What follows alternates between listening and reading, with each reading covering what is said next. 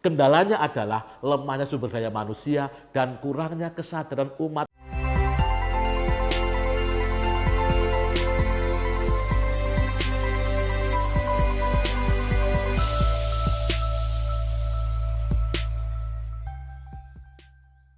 Sahabat YKB yang dikasihi Tuhan Yesus, kita jumpa dalam acara pembangunan jemaat.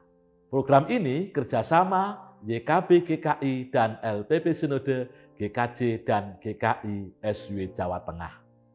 Kali ini bersama saya, Pendeta Wisnu Sabtonugroho. Dan topik kita kali ini adalah pembangunan jemaat sebagai suatu proses. Sahabat YKB, iman pada Kristus menjadikan kita percaya bahwa ada maksud atau rencana Allah bagi sebuah jemaat di mana jemaat itu ada. Misalnya, berdirinya Gereja Kristen Indonesia Tegalrejo di Kelurahan Tegalrejo Salatiga bukanlah tanpa maksud. Allah memiliki tujuan baik bagi umat dan juga bagi masyarakat di sekitarnya. Keberadaan gereja harus berdampak di tempat itu. Dan supaya keberadaan gereja menjadi relevan, gereja dipanggil untuk melakukan transformasi diri. Proses transformasi tidak tiba-tiba, melainkan senantiasa di dalam alur atau proses tertentu. Oleh karena itu, pembangunan jemaat adalah suatu proses.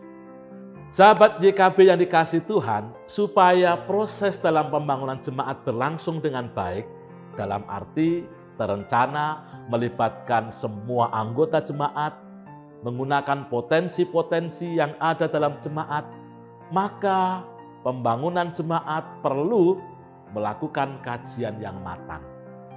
Kajian itu dapat dilakukan melalui analisa. Apa bentuk analisanya? Seperti apa konteks jemaat itu? Seperti apa dinamika keseharian jemaat? Bagaimana pola kepemimpinannya? Seperti apa konteks masyarakat di sekitar jemaat? Apa model persekutuan, kesaksian, dan pelayanan jemaat? Dan masih banyak lagi kajian-kajian lainnya. Kajian itu dimaksudkan supaya dalam pelaksanaan pembangunan jemaat digunakan data, bukan atas dasar perkiraan. Selanjutnya, untuk melakukan transformasi, jemaat bertindak dalam proses. Secara ilmiah, ada 3 macam pendekatan. Ketiga pendekatan itu saling terkait satu sama lain. Apa saja ketiga pendekatan proses pembangunan jemaat itu? Yang pertama, orang menyebut pendekatan improvisasi, yaitu tindakan yang dilakukan secara intuitif, berdasarkan ide-ide spontan dan penemuan impulsif. Pendekatan ini berubah-ubah dari waktu ke waktu, sehingga hasilnya belum dapat diramalkan atau diperkirakan sebelumnya. Dan pendekatan improvisasi ini cocok bila dipakai untuk menanggapi situasi yang serba baru, dengan kondisi yang tidak diketahui dan minimnya pengalaman. Orang menyebut trial and error. Yang kedua, pendekatan rutin, yaitu pendekatan yang dilakukan berdasarkan kebiasaan yang dijalankan, berdasarkan pengalaman masa lalu. Orang berkata, oh itu baik, kita ulangi lagi. Pendekatan ini menjadikan kepastian, keterjangkauan, dan berkesinambungan.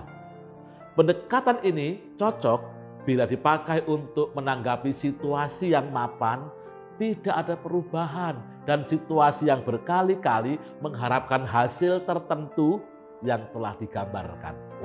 Yang ketiga, pendekatan terencana, yaitu pendekatan yang dilakukan dengan menimbang secara kritis situasi aktual, perubahan yang dilakukan secara bertahap, langkah demi langkah berdasarkan cara berpikir, menimbang, meneliti, Dan pendekatan ini mencerminkan adanya keinginan untuk hidup dengan tertata, menjadikan munculnya keinginan untuk terus berubah karena penataan yang sifatnya reflektif. Pendekatan ini cocok bila dipakai untuk menanggapi situasi yang mapan dan membelenggu, situasi yang mengharapkan adanya kesegaran baru, situasi yang mengharapkan partisipatif, namun dalam situasi terbatas. Proses terencana sebagai titik tolak dan dijalankan sehingga dalam setiap program di situ ada upaya untuk melakukan penataan pembaharuan. Kendalanya adalah lemahnya sumber daya manusia dan kurangnya kesadaran umat untuk melakukan secara terencana. Sehingga yang terjadi adalah rutinisme yang tidak sesuai dengan perencanaan. Kegiatan gerejawi yang terencana tercermin dalam penyusunan program. Dalam pelaksanaan program seringkali terhambat oleh kecenderungan untuk bertindak spontan. Belajar dari pengalaman spontan menjadi masukan perbaikan perencanaan. Pengalaman ini diulang, tetapi kadang mengecewakan dan mengubah lagi perencanaan yang lain yang sudah dibuat.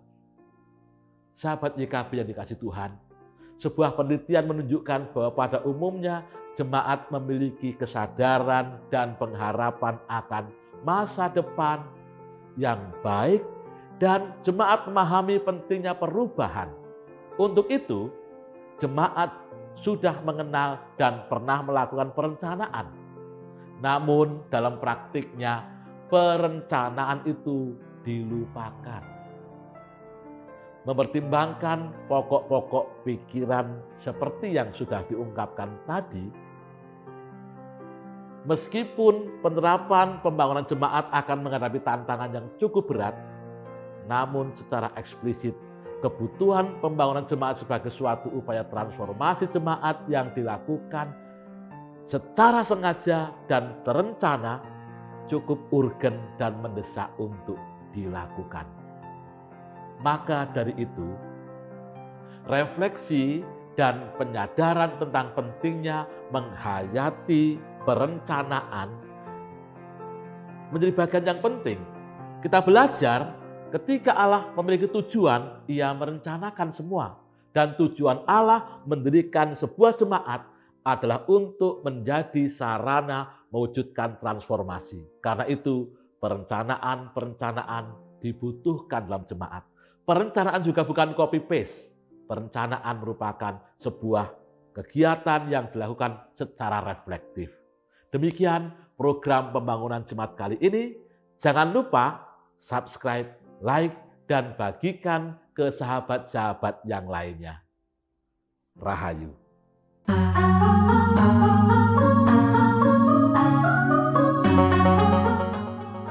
Sahabat, mari dukung pelayanan dan pekabaran Injil melalui YKB dengan membagikan link acara ini kepada sebanyak mungkin orang. Dukungan juga dapat saudara lakukan dengan mentransfer dukungan finansial ke rekening BCA ke nomor 450 305 2990 450 305 2990 atas nama Yayasan Komunikasi Bersama.